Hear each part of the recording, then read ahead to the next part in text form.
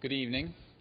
I'm Tom Putnam, Director of the John F. Kennedy Presidential Library and Museum. On behalf of Tom McNaught, Executive Director of the Kennedy Library Foundation, and all of my library and foundation colleagues, I thank you for coming. Let me begin by acknowledging the generous underwriters of the Kennedy Library Forums, including lead sponsor Bank of America, Boston Capital, the Boston Foundation, the Lowell Institute, Raytheon, and our media partners WBUR, and assuming there's no conflict of interest here, the Boston Globe. And we thank the Globe's publisher, Chris Mayer, who is here with us this evening for that ongoing support. We are here tonight to mark the awarding of the 2011 Pulitzer Prize for Criticism to Sebastian Smee for his vivid and exuberant writing about art,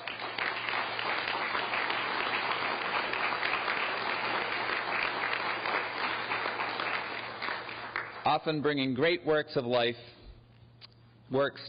with love and appreciation.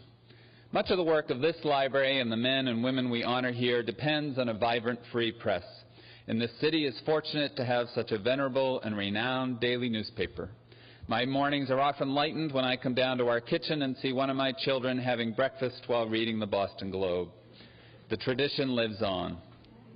So in learning of Sebastian Smee's award this spring, we propose crafting a panel featuring him and other past Pulitzer Prize-winning Globe journalists, including, and I will quote from their original award citations, although I will quote Charles Savage first, and he is en route and flight, and he'll be here in just a few minutes. Charles Savage, whose national reporting in 2007 revealed how President Bush often used signing statements to assert his controversial right to bypass provisions of new laws.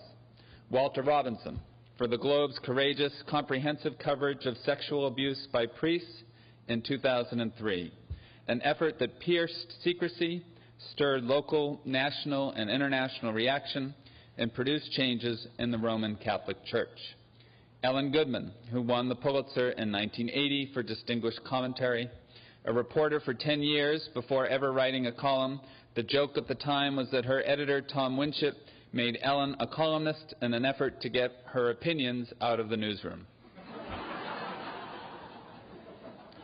And Tom Oliphant, who earned his Pulitzer in 1975 as part of the Globe's massive and balanced coverage of the Boston school desegregation crisis. One of our favorite moderators, Tom often reminds us through his amazing recall of arcane historical and political facts that an Oliphant never forgets. And just as a group of talented musicians cannot truly become an orchestra without a conductor, our daily paper comes to us through the orchestration of the Globe's editor, Marty Barron, who we've asked to share a few words to launch this evening's discussion. Before joining the Globe a decade ago, Mr. Barron held top editing positions at the New York Times, the Los Angeles Times, and the Miami Herald. Under his leadership, the Globe has won 5 Pulitzer Prizes. Let me conclude with an excerpt from a recent review of the Museum of Fine Arts written by Sebastian Smee after returning to the Art of the Americas wing a few months after its historic opening. The experience made me freshly alive to how much about the whole project succeeds, not just passably, but quite brilliantly. There is so much subtlety in the hang, so many surprising connections that speak volumes, and so much variety in the styles of display. The ambition of the whole undertaking alone is thrilling. And the same might be said for the audacity of all those who publish one of our country's finest daily newspapers, with stories that enlighten our minds and connect us to others, a noble endeavor that often succeeds brilliantly in helping us to be freshly alive to the world around us. Please join me now in welcoming Marty Barron and our distinguished panel of Pulitzer Prize winners to the Kennedy Library.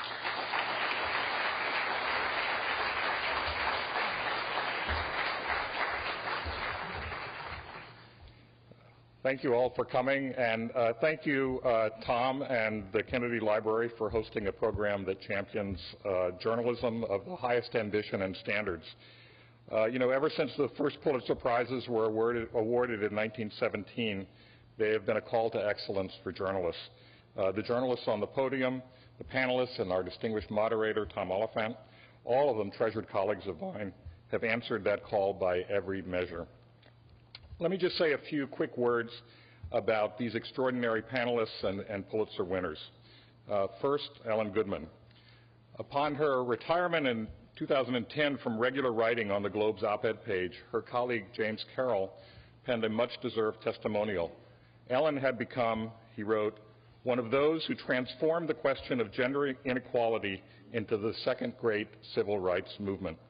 And he continued, the pace of life, intimate relationships, sexuality removed from reproduction, workplace transformations, how we die, environmental degradation, men and women at war, matrimonial rights, and rights in marriage.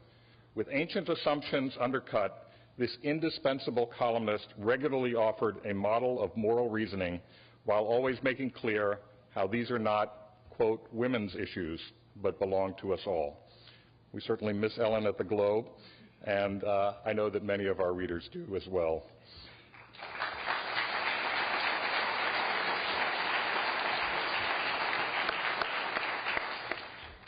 Next, I'll mention Charlie Savage, who I guess will be here any minute. Hope so. You know, Charlie's now at a pretty good newspaper, the New York Times. But I'll wager that he'll always be remembered for his work, his path-breaking work at the Boston Globe. Charlie won for his stories, as Tom mentioned, on how George W. Bush's expanded use of signing statements allowed the president to disregard laws that had been passed by Congress. And after Charlie won the Pulitzer Prize, many noted that he and the Globe were typically a lonely voice drawing attention to an aggressive, unprecedented, and possibly extra-constitutional expansion of presidential power. At the time, I remarked publicly that Charlie won because he covers what the White House does, not just what it says. We can certainly use more of that among the press corps in Washington, and we can all be glad that Charlie is still there doing it.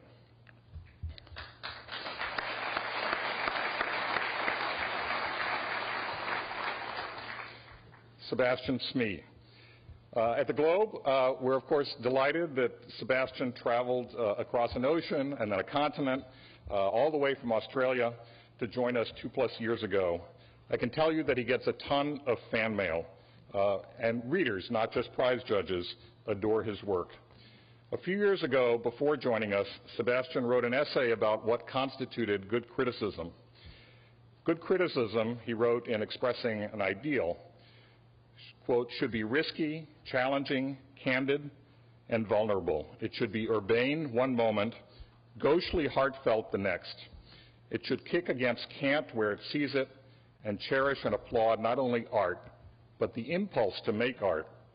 For that impulse, which comes out of life as it is lived, is the real mystery and the source of everything that makes it wonderful. Sebastian lives up to that ideal, and it's exactly why his work has such popular appeal.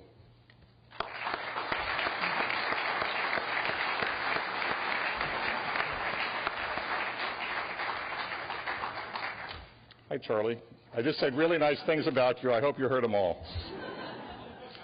I'll show you my text afterwards. Finally, Walter Robinson. The investigation that Robbie led into a decades-long cover-up of sexual abuse by priests within the Catholic Church has emerged as one of the biggest stories of our time. Robbie is deeply respected for his skill and his integrity, and for his iron determination to hold powerful institutions and individuals accountable.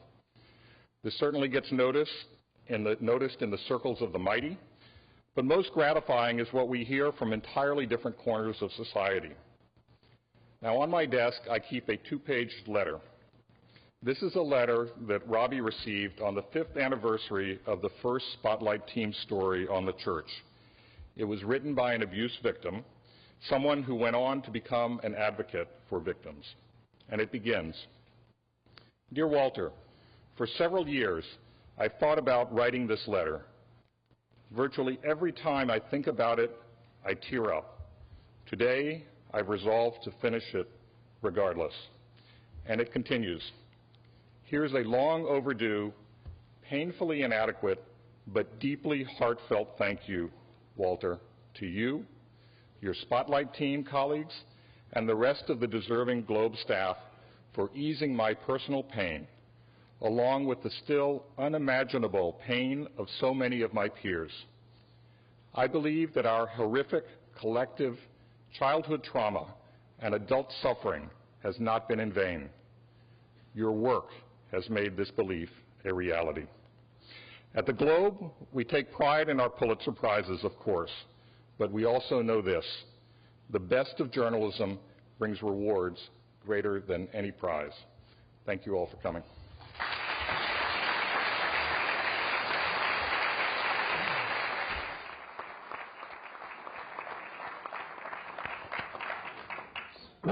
So here we go.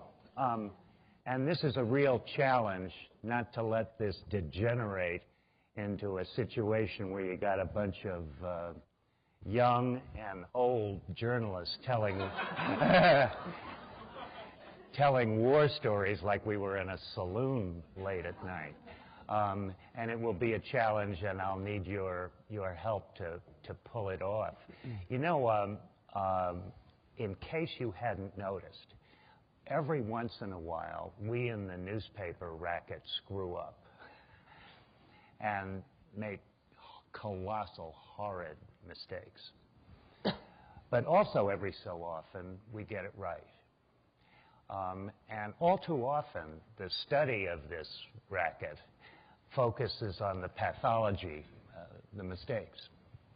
We're going to try to talk a little bit about how things go right, and occasionally very, very right, using as our framework some awards that were first formed in the will of one of the great 19th century press barons, Joseph Pulitzer, who, like most of his colleagues, was both a great visionary and a true scoundrel. His legacy included the New York World, now gone, and the St. Louis Post-Dispatch, still very much with us. But it also included a bequest to honor the best in journalism in perpetuity. And Pulitzer had the sense, when he died, his will made provision, believe it or not, for just 4 journalism awards. But it contained language to permit the board, at Columbia it turns out, to expand or contract the list as time passed, depending on what they saw in the business that needed recognition or didn't need so much anymore. And sure enough, as happens in almost any system, it didn't contract, it grew. In fact, you could almost say, like a cancer, it metastasized. Today there are 21 journalism Pulitzer Prizes. And for those who sometimes criticize the Pulitzer system for diluting excellence instead of saluting it,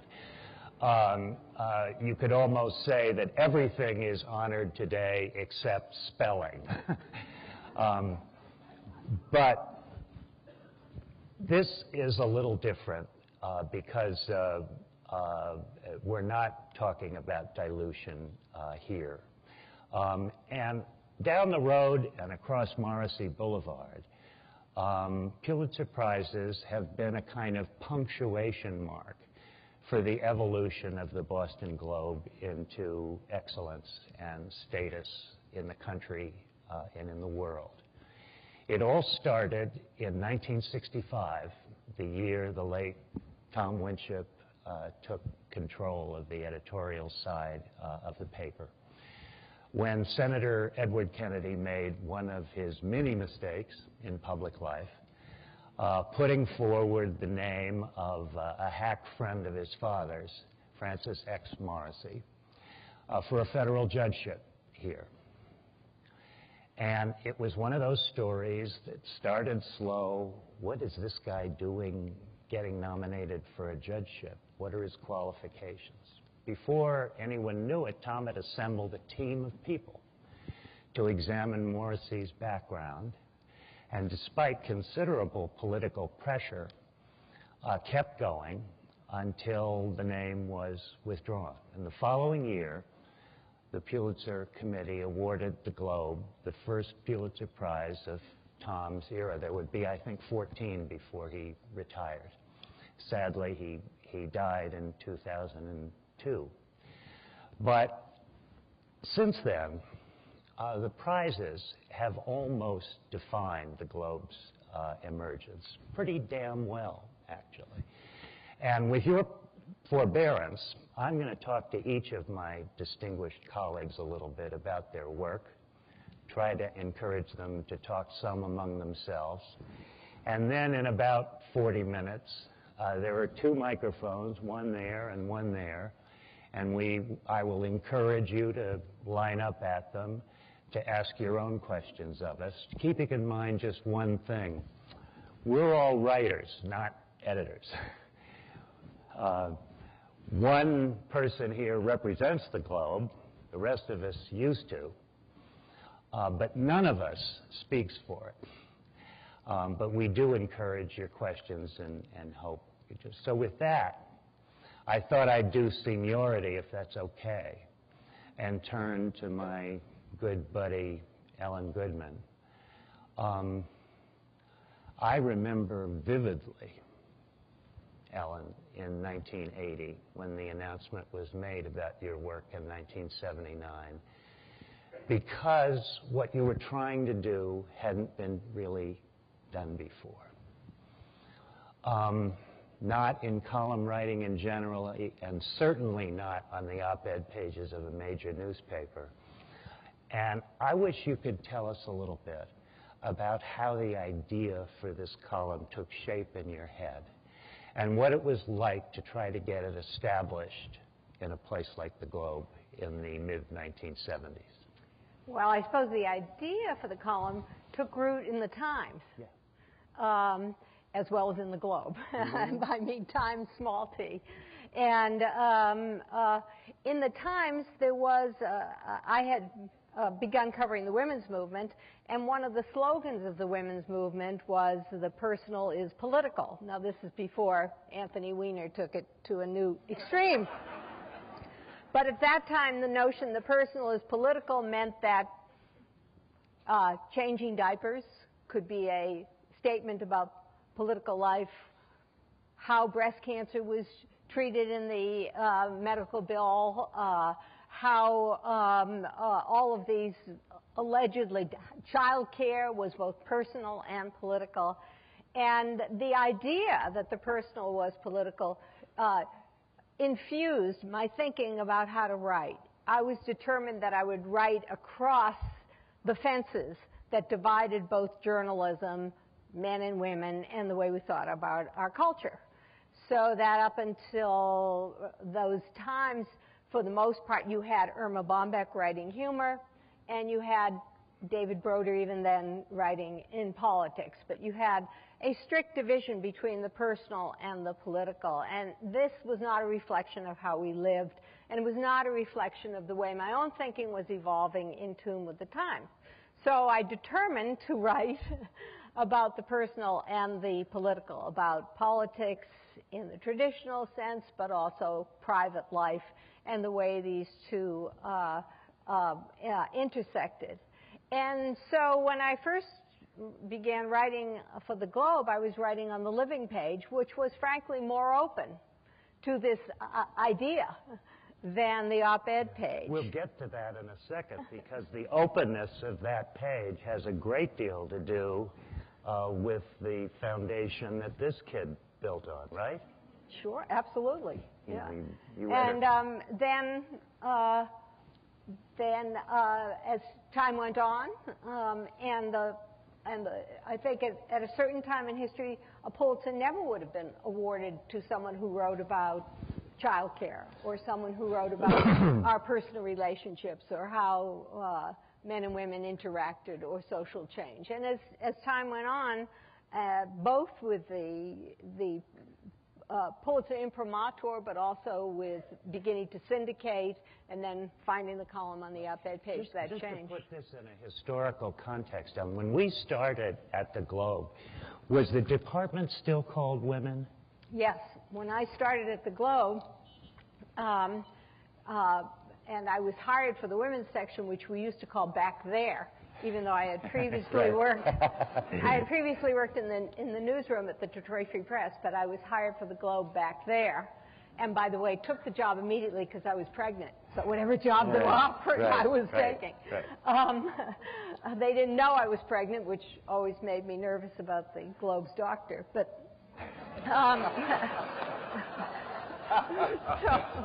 you weren't the only one. No. Story for another day. Right. But it was the women's page. It was the women's page. And did the column start on? I don't know who held the contest to name the section 40 years ago, but living became the word, and that's where the column started, right? Yeah, it did. And moving it to the op-ed page was your idea, Tom's idea? Well, actually, it started appearing on the op-ed page of the Washington Post. That's what did it. Meg Greenfield. and prior to Meg. And Phil Jalen actually put it there so that the Globe, it was kind of a, what's wrong with this picture? And we moved it to the op-ed page in the Globe. A final, one of the purposes, and I want to talk to Sebastian about this in a few minutes because his work is so unusual. One of the purposes of a Pulitzer Prize, when it really works, is that it encourages a good trend right at the moment it's first forming. And I was wondering if, looking back, Ellen, the acknowledgement of your work spurred more of this in America? What's your assessment of the impact of all of this on people's effort to introduce the personal to pages that are used to be political? It's very hard to take out what the Pulitzer meant versus what just being syndicated meant versus what was happening in the culture at the time. I think it's almost impossible to pull one of those strings out. Indeed. Now, it's almost a cliche in newspapering, but almost every great story has a great story behind it. And the pal of mine over here hasn't always had the opportunity to tell the backstory to what happened with the Catholic Church. Do you begin with a court case that had some sealed documents? It didn't just happen. The evolution of a story like this in some ways is as fascinating as the story itself. Tell us a little bit about how this started, Robbie. I'll try to remember.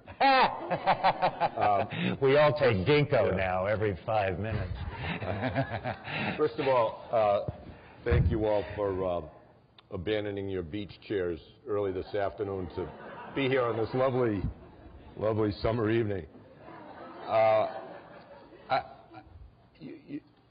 have to start by saying that good journalism is never possible without good editors and gutsy publishers. And I have had, in a very long career at the Globe, the great good fortune to work for great editors and great publishers. And this particular endeavor, which started in 2001, started because of Marty Barron. And Marty won't tell you that, but not a story would have been written nor conceived had he not, on his very first day as Globe editor, wandered in and, pardon me for saying wandered in, but strode purposely into a news meeting. Got myself out of trouble on that one. And referring to a column Eileen McNamara had just written about a certain one priest, John Gagan, Marty said, "Why are the documents in that court case sealed? We have to get at them." And that fresh set of eyes inside of a head with a fertile mind is what started this. By the end of that day, if my memory serves me, or certainly within a day, the Globe's lawyer was looking into how the Globe could go into court and ask for those records of one priest. And that day, I was in Marty's office in the afternoon as the editor of the Spotlight team, and we're accustomed to going after crooked politicians and no-show public employees and all that. And I'm in his office, and he said, I'd like the Spotlight team to look into the case of Father Gagan and find out everything you can. Was this a criminal case? No, it was a civil case with over 80 plaintiffs. And the public knew almost nothing about what the church knew because all the documents were secret. So the court case where we, in effect, took on the archdiocese in a courtroom began, but the investigation began at the same moment. And I have to tell you, I was a little frightened to death because I had a new editor who would have control over at least my Christmas bonus. And I said, I don't know anything. I mean, I went to high school next door at BC High. I had a Catholic upbringing, but I knew nothing about the Catholic Church, and the idea of investigating it was something that took a while to get my hands around. But considering too, Robbie, the effect that the church had, that they were always right in the building when there was any kind of an issue. That is true. I mean, to say that within Boston, the church was treated with great deference by everybody, and as we found out, by police and prosecutors as well, when some of these issues surfaced quietly in prior years. But after some time of trying to find out, and I want to say about a week, about Father Gagan, we hadn't made much progress. But we had found out something else, and I remember going back to Marty and saying, we're still working on Gagan, but what we have found out is that Gagan is the tip of the iceberg, that there are apparently some large number of other priests who have done the same thing, and the church has covered up this activity for decades. And at the time, I thought, and we thought in the Spotlight team, perhaps there were a dozen or 15 priests involved.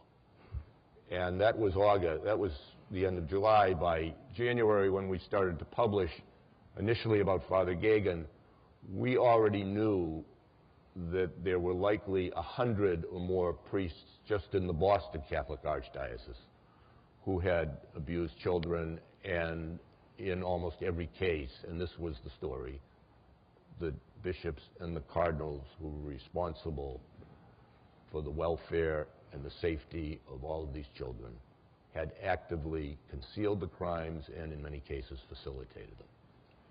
And that's how the story started. And tell me one other thing, because at least Ellen and I know something about the past relationships with the church around here. Did you have any personal experiences with the kind of pressure the Archdiocese was deservedly famous for bringing to bear in that building down the road? No, never. I don't think had ever written much, if anything, about the church. I mean, I covered politics for years, and we all know the church never gets involved in it. Never. No. At least not around here. But, you know, one of the wonderful things about the Globe is that for reporters, if there is ever any pressure brought to bear on the publisher or even on the editor, nothing would have been said to me. Period. It was a tradition. It's true now, I gather. It was certainly true in my day. It's a very important thing. A well-run newspaper, a newspaper with character, shields its people from this, even while it's going on. It is going on. It's just that a good publisher and a good editor doesn't let him. I want to ask you one other thing, Rod. By the way, the award that the Globe got for this incredible bit of work is the award for public service. And it's one of three that go all the way back to Pulitzer's original will. And it is the only award that goes to a newspaper or an institution as opposed to an individual.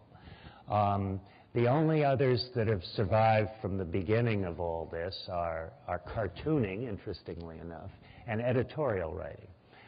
Everything else has come in recent years. The award, for example, that Ellen got, I think, dates from 1970.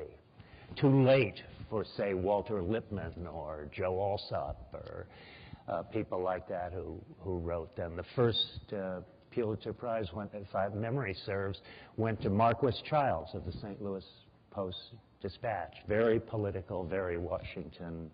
And in 10 years, everything had changed. In Charlie's case, again, this all dates from the 60s and the 50s, dividing reporting up among international, national, and local. And same thing with you. It's very recent. But in Robbie's case, if you read the newspaper stories, Robbie, about Pulitzer Prizes, usually the lead each year is the institution that has won the public service award, more often than not. Sometimes it's a big institution like us. Often it's a tiny one that has shown enormous courage in the face of pressure.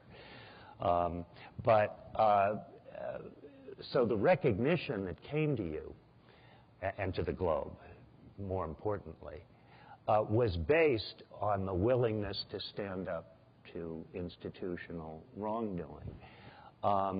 And what's it like a decade later? You look, you see this thing, it's in the Vatican now, there's a case developing in Philadelphia that smells every bit as putrid as Boston did. It's all over Europe. There's been just a heartbreaking series of stories in Ireland. Do you ever have that journalists feel like, what's the point to what I do? It just never stops. Well, you know, I think in this case, well, when you talk about the recognition, the Globe, we had a team of reporters, I think everybody knows, which started with 4 and grew to 8 when the story literally exploded in early 2002. And I think that first year alone we published 800 or more articles on this issue. I'd have to say it is at times discouraging to read about the fact that this story continues, but it's also heartening because the world literally now pays attention to this issue. People in countries where one would not have expected this, Latin America, I'm thinking, are now raising questions about what their bishops and their priests have done. And I hope, I think this is certainly true in the United States, and I hope that in all of these countries where this story is getting out in one way or another, the children are, in the end, safer. And to me, that's the heartening thing. Even when we read, as we have recently, that somehow the Archdiocese in Philadelphia didn't get the message and still had 37 priests in active ministry who had credible accusations. Right. The suspicion being, of course, that Philadelphia is anything but unique. That's correct. Indeed. Now, if this was institutional, Charlie, in your case, it's personal.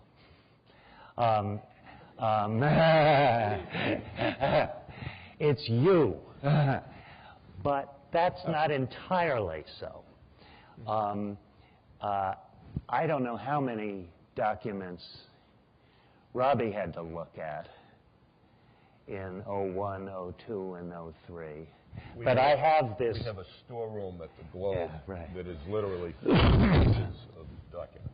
But I remember when Winship got me to steal the third batch of Pentagon papers and it was only like this.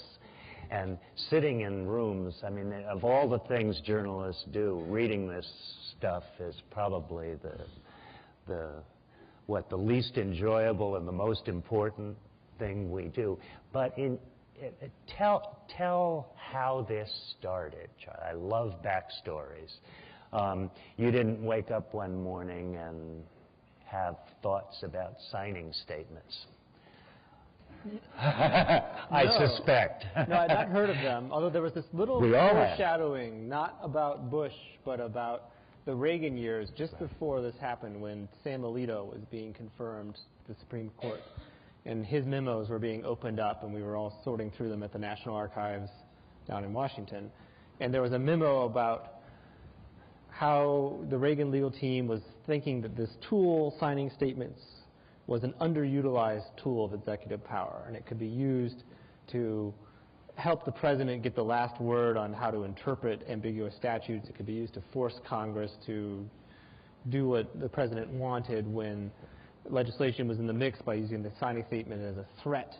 And it could be used to control this term that started popping up in the mid-'80s for the first time, the unitary executive. And so we had come across that memo, those of us hunting through Sam Alito, and I was like, what is signing statements? What is that anyway? But separately, I had been, at the time for the Globe, and still now, even for the Times, I was specializing in particular on 9/11 legal policy issues, Guantanamo, torture, these sorts of things were what I spent most of my time thinking about. And so I'd spent 2005 following the debate in Congress, among other things, between Senator John McCain and the Bush administration, essentially as an internecine Republican debate about torture. It had come out when Alberto Gonzales was up to become the Attorney General that the Bush administration had secretly decided that the treaty against torture did not apply overseas through sort of a twisted legal interpretation. This outraged McCain, who of course had been tortured in Vietnam, and he spent that year trying to push through Congress legislation that would close this loophole by making clear that torture is outlawed no matter where in the world the U.S. government is operating, not just on U.S. soil. And the Bush administration hated that law in particular, or that proposition. Dick Cheney was going to Congress to personally lobby behind closed doors not to pass that law, or if they did pass it, to make an exception for CIA interrogations. But in the end, McCain got a vote on the floor of the Senate, and it passed overwhelmingly. I think only 9 senators voted against it. So overwhelmingly that it would have, if Bush had tried to veto it, as he threatened to do, it would have been overridden. And so Bush called McCain into his office and called the cameras in as well, and had this big sort of handshake, and you won and I lost, and maybe this is okay. And that was the story. And so we all wrote that story up and went home, and thinking that the story I'd been following for a year was over. Except that it turned out not to be over, because a few days later the bill finally gets signed by Bush. This was on December 30th, I think. It was the Friday before New Year's Eve, so Washington is shut down, everyone's out of town. And around 8 p.m. that night, the White House sends out an email with its press releases, as it always does, and it just mentions that there's also a signing statement on this bill. And so I came to work after New Year's Eve weekend and was looking at this thing and looking what some law professors were saying about it, and called up the White House to ask them what it meant, because it was spoken in very dense language. It talked about the unitary executive theory again, and commander-in-chief power, and construing the statute consistent with. And Can you just take a detour and define this theory that has actually been around for more than 20 years, but has been advocated with more strength, particularly on the right in recent years? Well, so the unitary executive theory began in the Reagan administration as the idea that the president controls the entire executive branch. You don't have a subordinate official who gets to make his own decisions. If the EPA director thinks that the mercury level should be X, but the president thinks it should be Y, the president wins. And that's okay, because the president is the one who controls the executive branch. This, in the Bush administration, changed and evolved. It was fused with the notion that the president controls as commander-in-chief inherent unwritten powers to protect national security as he sees fit. And the idea became the president has to do whatever is necessary to protect national security, and that means that his derivative officials also are under his umbrella as the unitary executive. And so Congress cannot bind the hands of the president or anyone else in the executive branch if the president is telling them what to do. And even if it does, technically, well, that's the just words on the page. It's not really a law. And so this theory was being invoked in this signing statement, which was an instruction to the military and the CIA that notwithstanding this new statute, the president as commander-in-chief controlled interrogation. And what was left of the purpose of the statute when the signing statement was read by you that weekend? Right. Well, so essentially, did it shred the law? Well, it reserved the right to shred the law, right? And so it was not clear whether this was going to be acted upon or not, or what it all meant. But what it definitely meant was the president considered himself still free to order any kind of interrogation he wanted. And so I wrote that story. And that got a very big response, and that was interesting, but I sort of went on with my life. I was writing all kinds of different stories. And about 3 months later, there was a similar incident in which a multi-year debate over reauthorizing the Patriot Act had reached a climax. A Senate filibuster against the law had been broken with an agreement that there would be new oversight protections added to the law, more reporting to Congress about how these powers were being used and under what circumstances to make sure they weren't being abused. And once again, Bush signed it in a very elaborate signing ceremony, and the story that came out of that in most of the media was, Patriot Act is over, Bush has agreed to this deal, it's over. Except once again, late night, a signing statement saying, I don't have to obey any of the stuff I agreed to get this passed.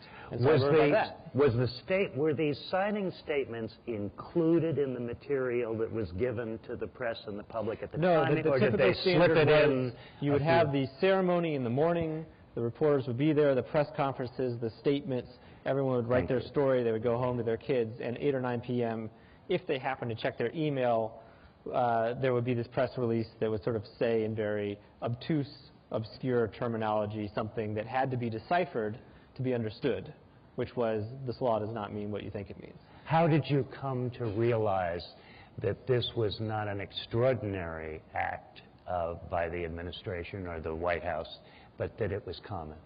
Well, so in the same way that Marty had a central role in the beginning of the church scandal, Peter Canellos, who was my editor as the Washington bureau chief at the time, now the editorial page editor at the Globe, said after the Patriot Act story, both of these stories have been remarkable and different and got a big response. Why don't you not do your ordinary, incremental stuff about whatever's happening on Guantanamo for a while? Just don't write any stories. Go off and read and decipher every signing statement Bush has issued dating back to his first day in office and get a sense of the aggregate mass and the specifics of what statutes he was saying were not binding on the presidency. At that point, how many were there? At that point, he had issued about 150 signing statements, but because each signing statement challenged multiple different things in these sort of omnibus bills, he had challenged more than 750 statutes. By the end of his presidency, he had challenged 1,100 or so statutes, which was more than double all previous presidents in history combined. And so this wasn't a new thing, but it had ratcheted up to an enormous, intense level. And the reason was because Bush was using these legal theories, like I discussed earlier, which were very novel and aggressive. And if these theories were true, all kinds of stuff that had traditionally been understood to be normal lawmaking was in fact invalid. And so it took me about a month to process that and produce what became the sort of centerpiece. Right. Let's just march through all these laws. Now, did you get a sense of who the invisible hand was guiding both the philosophy and the application of it? Somehow, many of us would doubt that the president himself was deeply involved in this heavily intellectual exercise. Yes. In fact, my subsequent reporting showed that a lot of this was, the driving force behind this was Dick Cheney's chief counsel, David Addington, eventually his chief of staff after Scooter Libby was expelled. And Addington had developed these these particularly aggressive views about the scope and limits, or lack of limits on executive power, dating back to sort of the Iran-Contra scandal, and had been with Cheney through that period.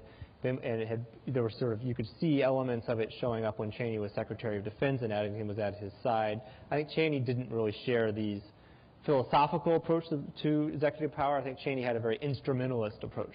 He thought the president needed to be vigorous and assertive, and especially in foreign policy and national security issues.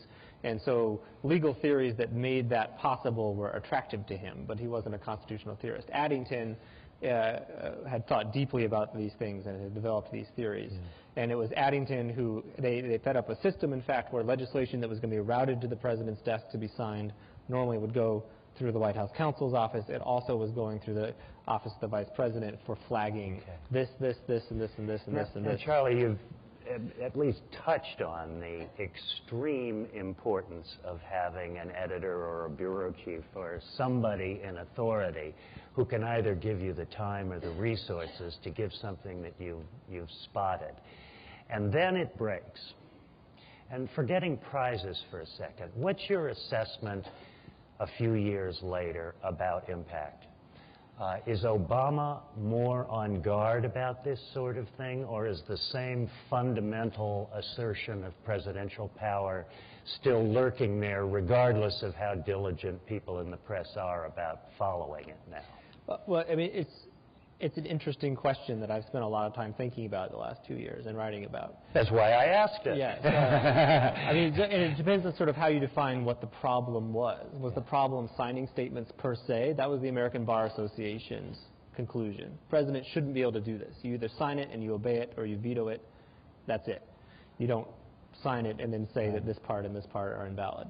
Other people took the view that that is too formalist and too rigid, and government doesn't really work that way. It's okay to have signing statements, but the problem with Bush was that he was using them as a vehicle to advance these radical theories that were false. But if you use them with modest theories that everyone agreed were basically mainstream views of how the Constitution works, it would be all right. Obama's camp, including Obama and the lawyers he surrounded himself, took the latter view, which was also the Clinton administration's view. And so Obama criticized Bush for signing statements, and he sometimes on the stump as a candidate let his audience believe that he would never use them at all. And he's to his grief now, because he gets beat up every time he issues a signing statement, even if it's totally innocuous. And sometimes they're not so innocuous.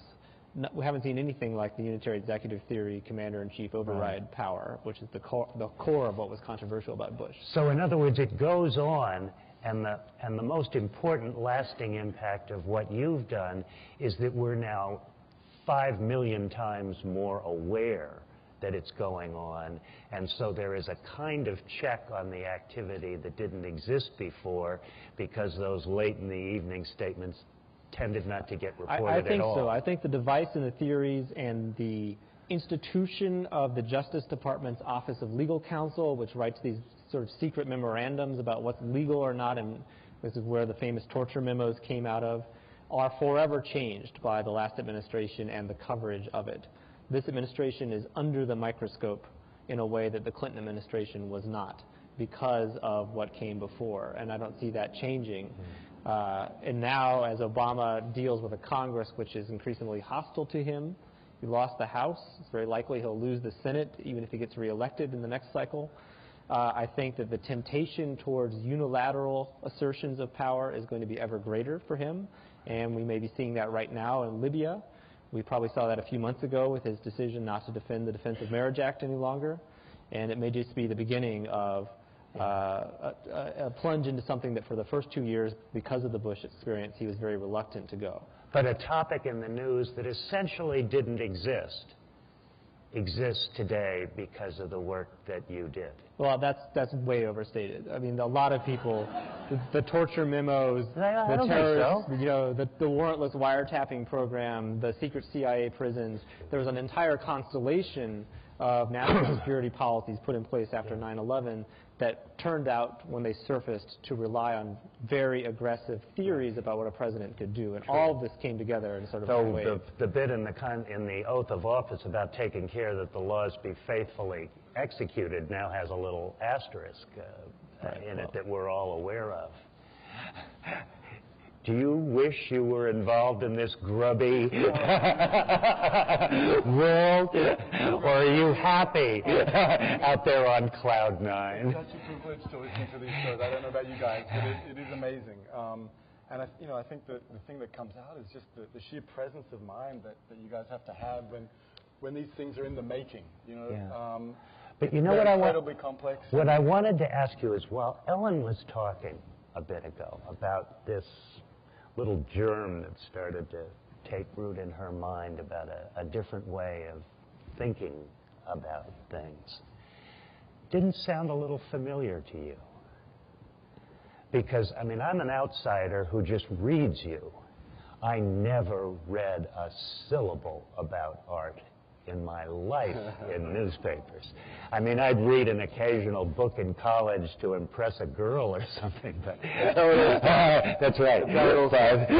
But I didn't know bupkis. And then all of a sudden, I notice that somebody is writing about it in a really different way. And the first word that comes to mind when I think about what you do, Sebastian, is accessibility. All right? Where does this come from? Is it in the air in Australia, or? Well, it's funny you mention Australia. I mean, I grew up there, and you can't grow up there and be interested in art without being aware of some pretty towering writers on art. And I think probably the first person that comes to mind, someone you'll all be familiar with, is Robert Hughes. I mean. And so, I mean, I don't see it, if my work is accessible, that's great. I want it to be. I don't see it as being that unusual in that sense that, there's a great tradition of art writers who are incredibly accessible. And yeah, Robert Hughes had a huge influence on me and on many other, writers, not just writers about art in Australia. And I think it's that sort of... Talk a little bit more about what the influence is so people can understand better about what you're trying to do when you write. Right. I mean, by the way, I don't know when this happened in newspapers, but technically speaking, you are the, what is it, visual arts critic? Where did that term come from? Well, I don't know. It's sounds almost technological. Well, I tell you what, I think a lot of people get confused between arts, the arts, which is theater and music and film and everything else, and art. So if you say I'm an art critic, my experience anyways, a lot of people will just say, all right, so do you review, theater shows and so on? And say, no, it's just visual art. So maybe that's why. Right. Because one of your honored colleagues, the great Mark Feeney, in a sense, when he was awarded the Pulitzer Prize for criticism, the reference was to work that cut all the way across. I mean, it included performing as well as visual. Yeah, Mark's terrific. He's amazing and writes so well, not only about photography, but film and books as well. I mean, he can write about almost anything with enormous aplomb. But tell us some more about how you form the ideas in your mind about how to discuss art. And then tell a little bit about how you brought it to the bosses so you could get it published regularly. Well, I started out not necessarily intending to write about art. I think the first piece I had published in a magazine in Australia was on film, on Quentin Tarantino. I think Pulp Fiction had just come out, and I was excited and wrote some pretentious piece about violence and style or something, which had no doubt been written in similar ways by lots of other people. But I did study art history. I loved it. Almost in spite of the institution where I learnt at Sydney University, which had a very sort of theory-based and philosophy-based kind of introduction to art. And I used to just hang out in the library and open these wonderful art books. And I loved the idea that you could sort of study by looking at pictures instead of reading, dense tracts.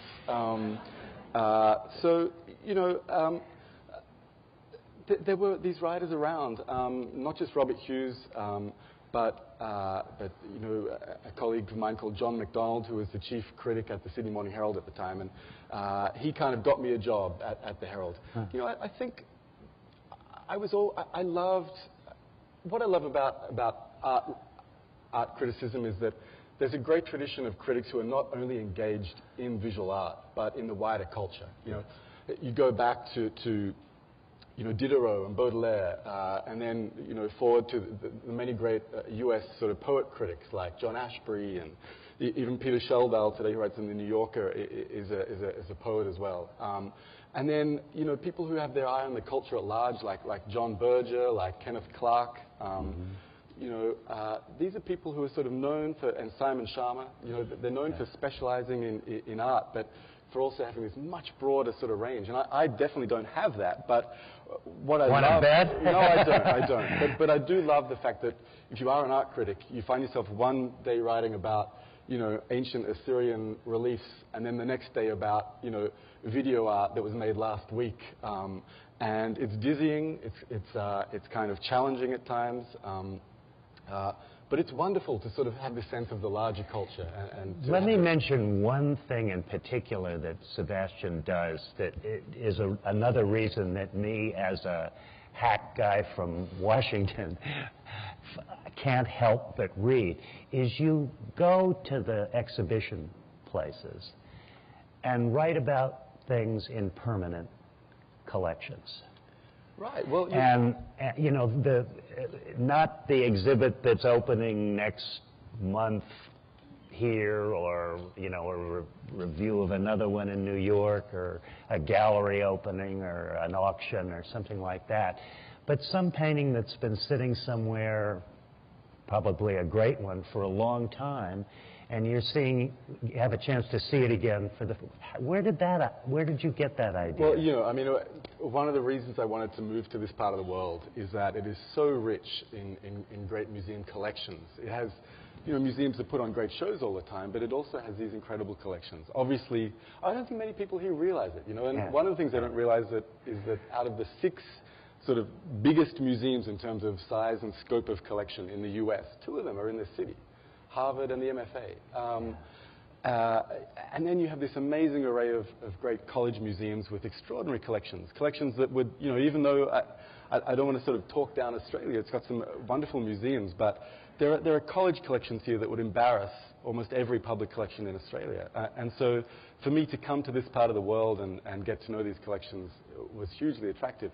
The other thing is, you know, there's an issue as well, which is that in recent years, especially with the economic crisis, but also post 9/11, and the cost of insuring works of art, selling them all around the world for traveling exhibitions, has risen enormously by a huge factor. And so it is very difficult, increasingly difficult, for for museums to bring in the kind of massive retrospectives of, you know, great impressionist painters, or, you know, whoever, the sorts of what used to be called blockbuster exhibitions that got so many people talking in the press. So one of the responses to this has been for museums to emphasize their permanent collections. And I kind of think that that's a really great thing. I mean, like, did some museum guy come to you and say, how come you don't? I mean, we've had this damn Rembrandt sitting here for 100 years, right, and nobody's written it about it. I was not approached by any I mean, it seems like such an obvious idea, but nobody does it. Right. Well, you know, it's just an amazing thing that these incredible works of art that have been accumulated over centuries, or a century and often more, are there just sitting around. And so you tried it one day? We take them for granted. So you tried it one day? Do you remember writing about? Yeah. Do you remember what was the first one you took there was a work batting practice at the Sterling and Francine Clark Art Institute, a wonderful museum out in the Berkshires. But you know, I had actually suggested it to my editors a while before they agreed to it. Really? What was the reluctance? I don't know. Maybe they were just busy and understandable, and that's totally fine. We can all relate to that, yeah, right? but you know, perhaps the idea of sort of making it a really regular thing, I think editors understandably are reluctant commit themselves to those sorts of things. You need to see how it's going to Now, work. you've heard some stories of remarkable commitment. Yeah. There are also stories of remarkable non-commitment. And there is nothing more familiar to everybody on this stage than the poor slob trying to convince an editor to please let him or her do something that's a little off the beaten track.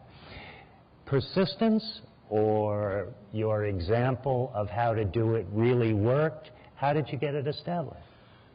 Look, it was just a question of coming back on a better day. About 12 months later. We know that, Phil. No, look, I have to say, I've had enormous support from my editors, both my direct editor Scott Heller and now Rebecca Ostraker, and from Marty and from the whole hierarchy at the Globe. I really have, and that's one of the things that I have to say.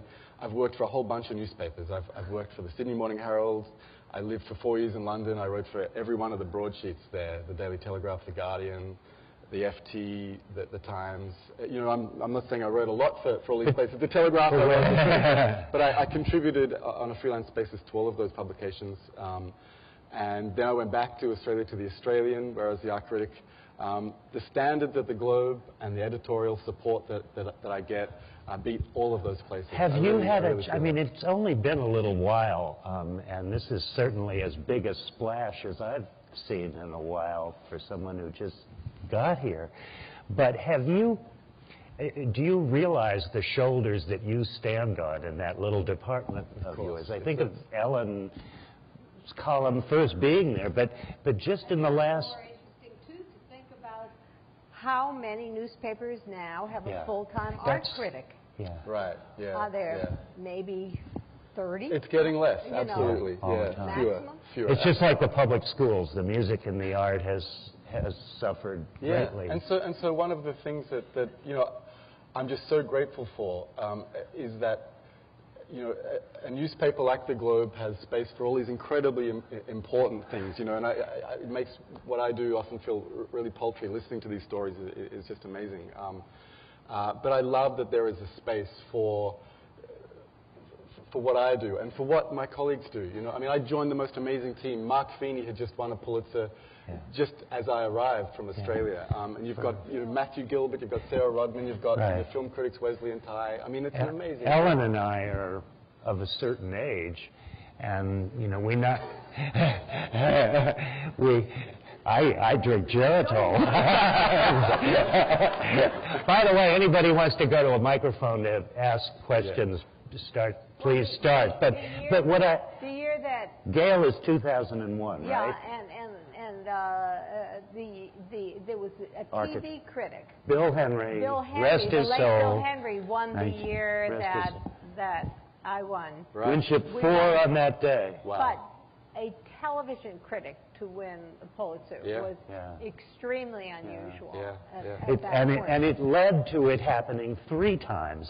But it started at the Globe. But one of the interesting questions about art criticism is not just how few art critics there are in the country, which is true, but the audience. And that you do not have an automatic audience it's not like the sports page. Even though everybody's here and not watching the Bruins, or the Bruins tomorrow night. I'm sports director. Whatever. Why do you think they're here tonight? Whatever. I apologize. They would have been, but you have to build an audience as well as respond to one. It's not automatically there. That's true, perhaps up to a point, But I do think people underestimate how great the thirst for engagement with art out there is. I mean, you look at the numbers of people who go to the MFA and to the Gardner and the ICA. Or who try to paint themselves. And who try to paint themselves. I mean, it's actually pretty incredible. Now, have you had a sense in, what's it been, a month and a half? The confetti is still on you a little bit. But have you had a sense that the foundation under which you work has had some concrete poured into it because of this. Can you feel the opportunity that this confers? Look, you know, I can't honestly say I have. I mean, I got an email from Amy McDonald inviting me here tonight, and I wasn't sure what on earth to talk about, because I was told it would be about, you know, life post-Pulitzer, and I said, you know, my life is uncannily like my life before. But obviously it's been enormously, you know, boosting and cheering, and you know, nothing big has happened. I got a letter from the Prime Minister of Australia, which I thought that was pretty cool. That's pretty good. It has made me disappointed that I haven't got one from the President. It is cool. Yet, so. I mean, I don't know what Ellen thinks. I think over time, it's not that it fades, it's just that perspective arrives. I mean, the only thing I have left, the night of the announcement of the gold medal for the coverage of busing, Winship had decreed there could be no celebration at the paper because the town was a wreck. It had been an emotionally wrenching year of 14-hour days just repeated over and over again, so there would be no celebration. But we did end up at the Harvard Club about midnight, drunk as rats. And he gave me a Lilly Pulitzer bow tie. And it's all I got. Well, I think that there is one thing that all of us got from winning the Pulitzer, and that is that we know the first line of our obit. Let me ask you something. As a Geritol drinker, sometimes I find the phrase used so much, I'm not sure it has the, I mean, I wish, I don't know, maybe somebody say I wrote about the Brooklyn Dodgers once or something. Does the phrase still make you tingle a little bit? I would agree with Sebastian that I think if you win a Pulitzer, perhaps for writing a play, and that play contains the, you know, the fine print with it all the way through, and it's done. And so, yeah, but if you're writing for a newspaper, it's like, oh my God, do I have to get up tomorrow morning and write a Pulitzer Prize winning column? You know, I mean. Do you feel that already? Do you feel that yet? Like that. The so-called "What have you done for me lately?" I had the good fortune that I had already taken a book leave and was sort of already moving into another project. Good for you. That I could throw myself into. But I remember I've talked to several winners, and there's a sense of just you're kind of wrecked for some time afterwards, and you have to sort of get your life back to normalcy. Well, you'll be all right. Just no, I'm not. And last one, Robbie. It's an ongoing story. It's an absolute horror show. It's kind of like us and busing. There's nothing to rejoice in. There's some feeling, you know, that, you know, maybe you did some good and all the rest of it. But how do you really feel? As they say on local television.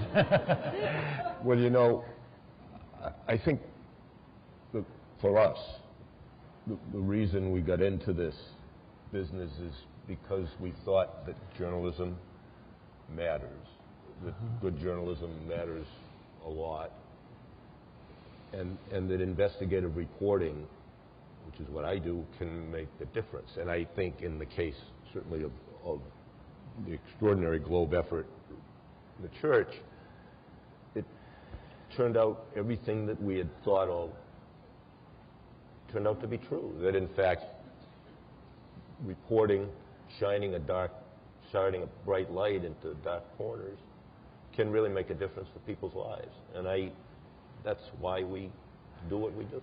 I still think so.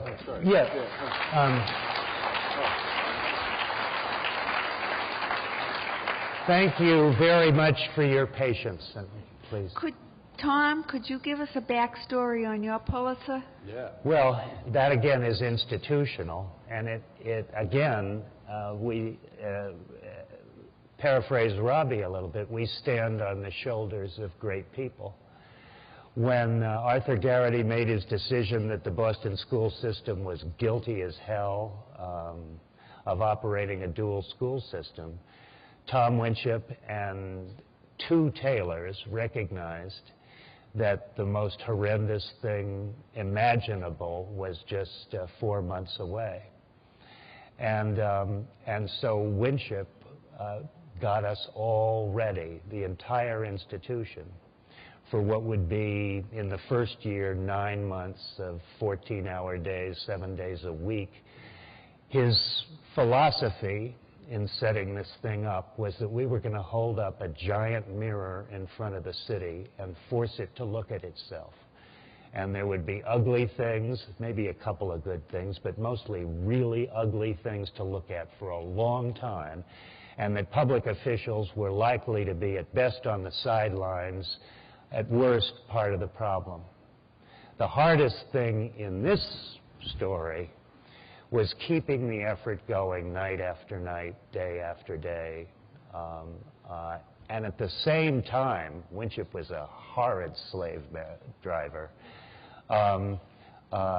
had me working with two reporters to do a behind-the-scenes reconstruction of the first year of busing that would ultimately run 100,000 words at the same time we were running the coverage of it. So when it was all over, we checked into a rest home, and I've been there ever since. Yes, ma'am. I just think the whole program has been terrific, and congratulations. I actually had quite a few comments as a practicing Catholic. A big thank you to Mr. Robinson, and but I'd really like to get together with all of you in that saloon and discussion war stories. But I think because right now I'd like to talk to you all, but I think the most vital question tonight was what Mr. Savage was saying. And I know about the signing statements, but I did not follow it in detail. And I wondered, first of all, as a non-lover of Bush, I'll say that right now.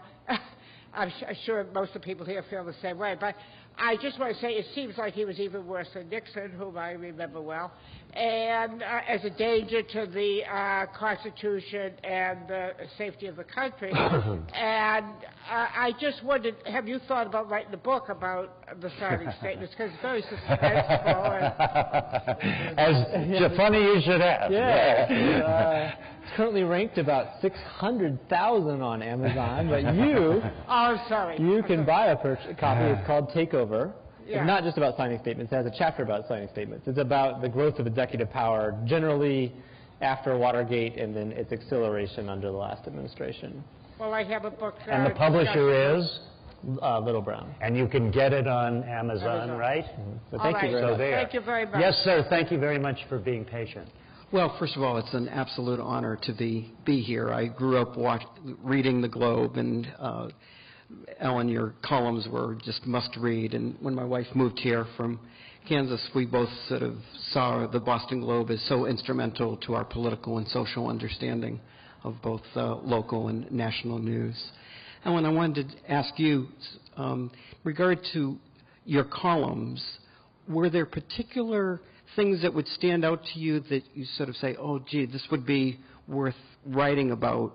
And then I think that the secondary part of the question would be, what were you hoping to be able to sort of show people in regard to the writing that you were doing?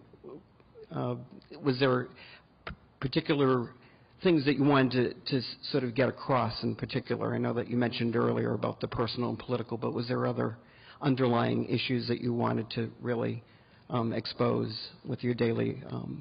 Well, I suppose if you had to put a subject line over my column, what I was writing about, what I have written about during my life, I would call it values. And so when stories came from the news, and generally speaking, as a columnist, you get stuff that is in the news, it was the stories that had some values nut, some question. What does it mean? How do we explain it? How do we think about this in terms of the culture that we live in and the values that we hold dear? And can you wrest some meaning from what is happening. So I would try to pick those, and I would try to get to the heart of it, often tipping my hat to people who agreed and tipping my hat to people who disagreed along the way, and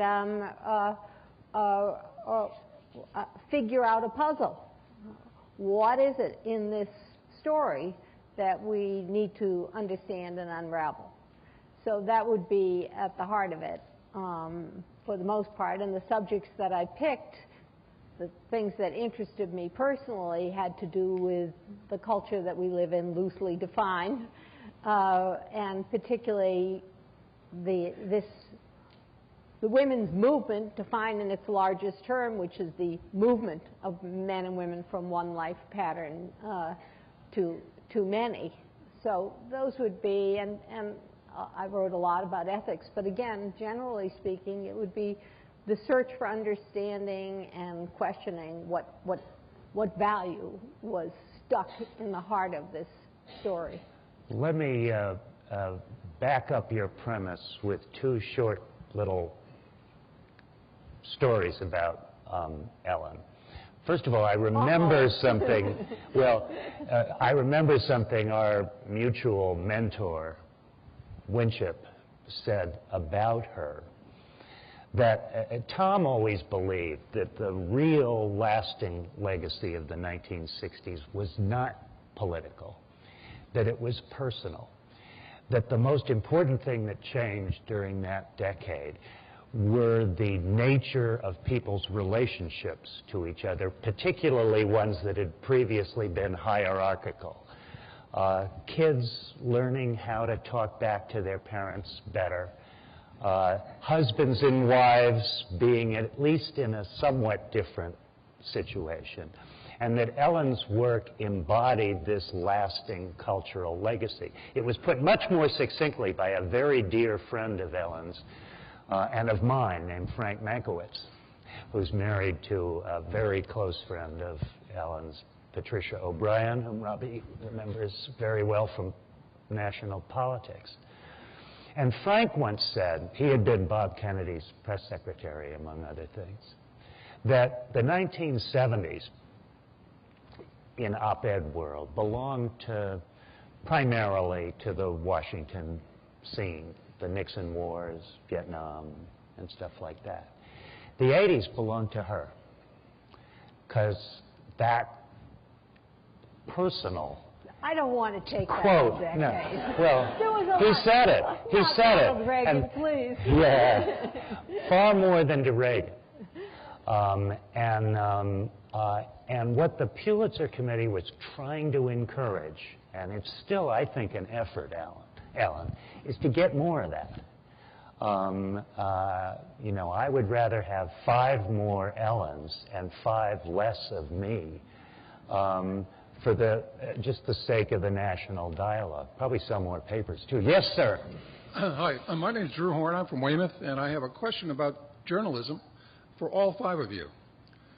And the question comes from a concern of mine, and that is that it's been my observation that the country has been unable to come to consensus about where it wants to go and what it wants to be.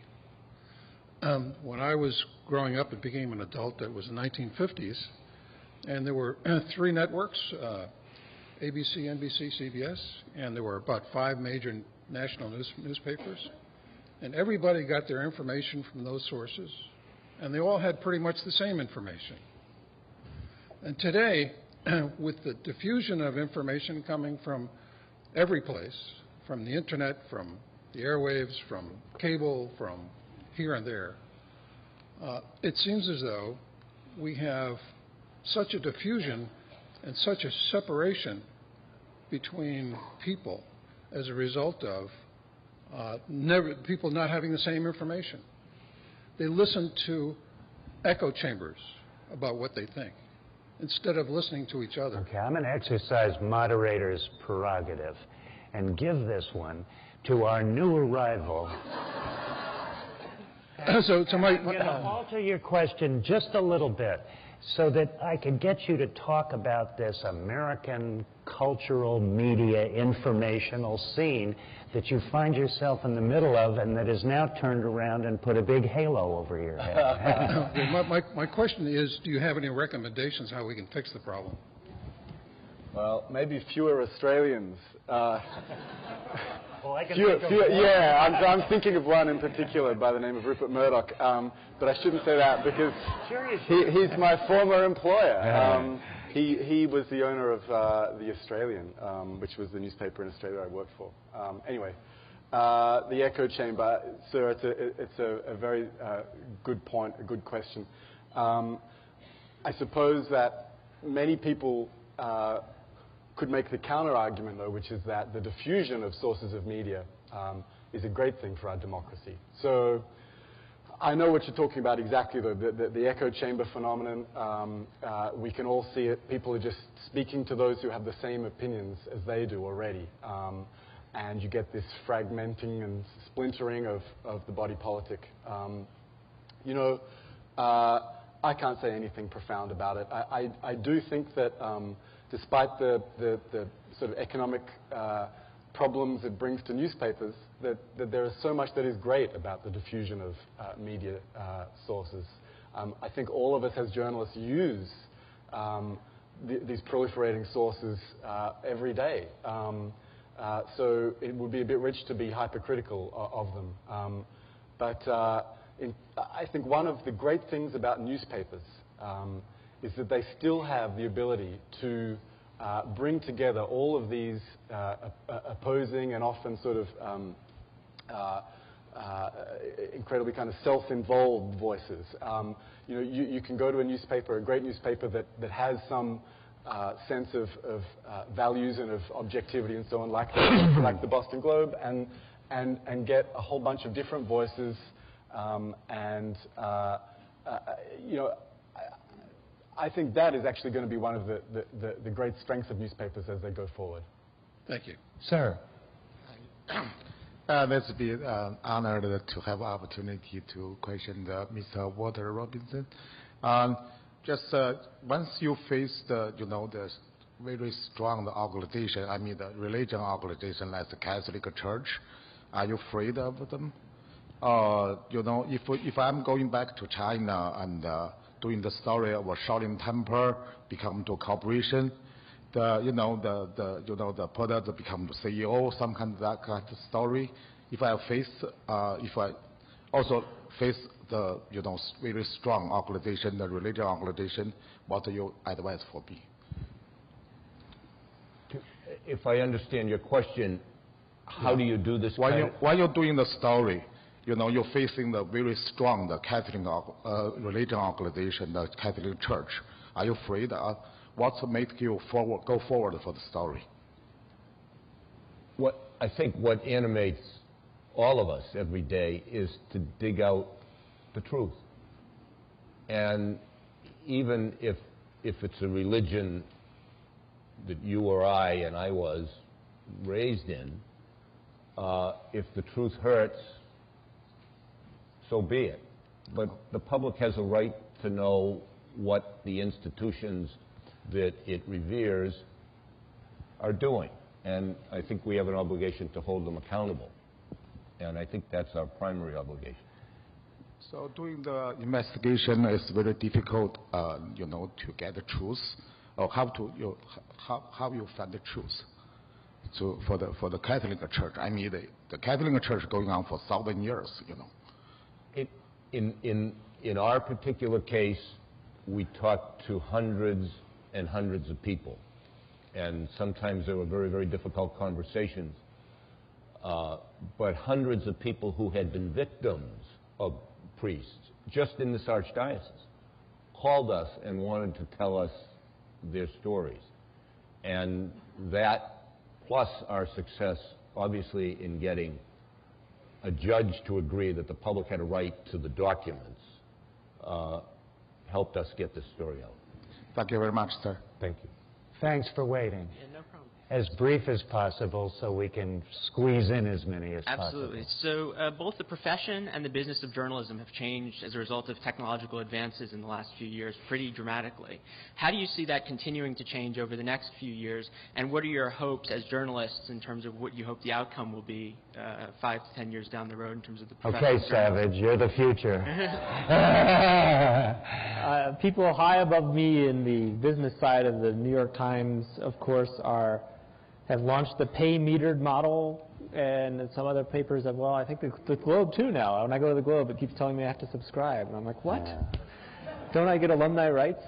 And so I'm hoping that this sort of hybrid approach, not where people sort of get sucked in with 20 articles a month or something, works when everything until now has not worked. And so fingers crossed. Other than that, I'm an ink-stained wretch, not a business guy, so I don't know. I just hope. But you have to live with it. Well, sure. Ellen, what's your impression of all this? I'm fascinated to know how you view... Well, I'm interested because, of course, we represent here an award that is only given to print. Yes. They now have, they've expanded the definition now so that online material, right, Marty? Yeah, online material may be considered, whatever that is. But I will be interested if the next major investigative piece gets awarded to, say, WikiLeaks or something, how does the profession adjust to that when the news is coming in handheld video cameras from Egypt, while America is cutting back foreign bureaus, and how much of citizen journalism just this chaotic, unedited, unvetted source of information? How do we contain and direct and improve it? It's a little bit like going to the internet when you have a medical problem. Right. And if you Google, meniscus tear, to pick something in the family. That's some knee part, right? Yeah. You can get total junk or you can get something that is useful. And so I think one of the big problems is going to be figuring out ways for both people and for journalism as an institution to contain, edit, and vet this huge inrush of information. It was behind the earlier question too, when the gentleman, where do I go? Yeah. Sir. I have a related question about investigative journalism in particular. Investigative journalism is relatively modern as we know it now, so I'm wondering, as the media changes and as more media is going to the personal, much more accessible news, will there still be investigative journalism and these long, drawn-out investigations as we know it? One of the reasons that the Pulitzer Prizes were aimed at this kind of work, starting in various forms about 40 years ago, was to encourage it. Robbie, how many joints have teams? Let's use that as a criterion. 5, 6? Formal, separate teams. The Post, the Globe, the Wall Street Journal, the LA Times, Seattle. But many papers don't invest the resources because it's expensive. The Globe, in my view, the Globe's dedication to this kind of reporting is unflinching because the editor and the publisher believe in it, and because here in Boston we recognize that this is what our readers want. And let me give you one example. I don't know if there was a verdict today in the trial of Sal DeMacy, but one thing I will tell you, I don't know if you know this, he would never have been indicted or come to the attention of federal prosecutors had it not been for reporting by the Boston Globe, which dug out, okay? And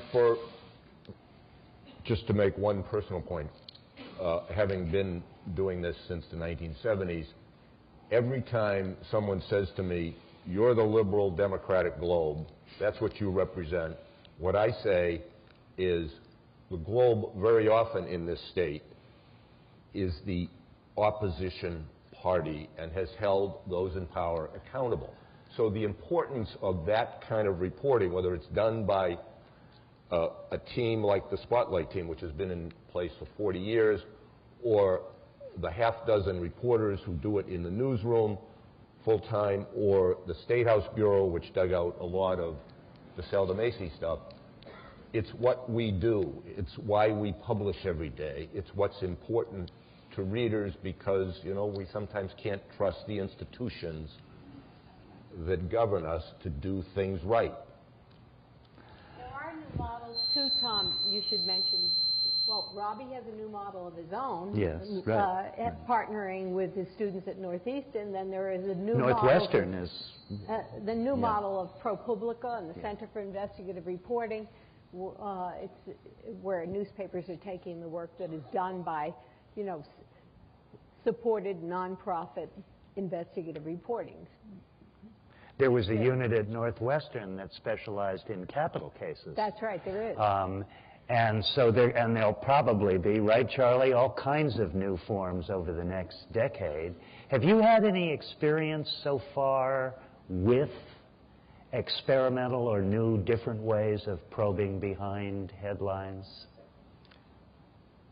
It's still you're in Washington. Yeah, I mean, there's certainly, I'm an avid, you were saying, look, we all make use of this proliferating online media, so it'd be hypocritical to criticize it unduly. I mean, I'm an avid consumer of specialized blogs, in particular law professor blogs are of enormous help to me in sort of surveying the world and trying to make sense of it. That would be one great example. It would. Let's take... I hate this part of the job, and I'm going to say, if you can be brief, we'll do two, okay? Mr. Smee, would you, in the wake of the problems with Deborah Jowett at the Village Voice, she's been accused of not criticizing dance, but rather illuminating it. Would you comment on the term critic when it comes to art? Right. I've heard a little about that. I don't know the details really well, but I'll be brief myself in my answer. I mean, I think it is a very important part of the job. Readers are expecting an opinion from us, you know, if we're critics. And if you are too afraid to offer that opinion, then you're not really doing your job. It's not necessarily the most important part of the job, or it's not the most interesting part of the job. But I do think a lot of critics make the mistake of sitting on the fence and not offering an opinion. So, you know, I think a lot of people think, well, they need to be the village explainer, the educator of the public. And I think that's an enormous mistake because, you know, first of all, especially in a town like Boston, there's always going to be a whole bunch of people out there who know more than you do about the subject. And also, you know, it makes the writing less interesting. You know, that can be a big part of what you do, but you really do need to have an opinion. And so, you know, it's one part of the, well, there are other parts of the paper too, but it's not the final word on anything, but it's a great way to start a debate by having an opinion. And to you, right behind you. Thanks for being so patient. Oh, right. Thanks. Sorry, I'll try to be brief. This might be also more for Sebastian. I'm sure you all sort of follow the British press occasionally, and you might be aware that they've been issuing super injunctions against the press. I mean, these are the judges, that is.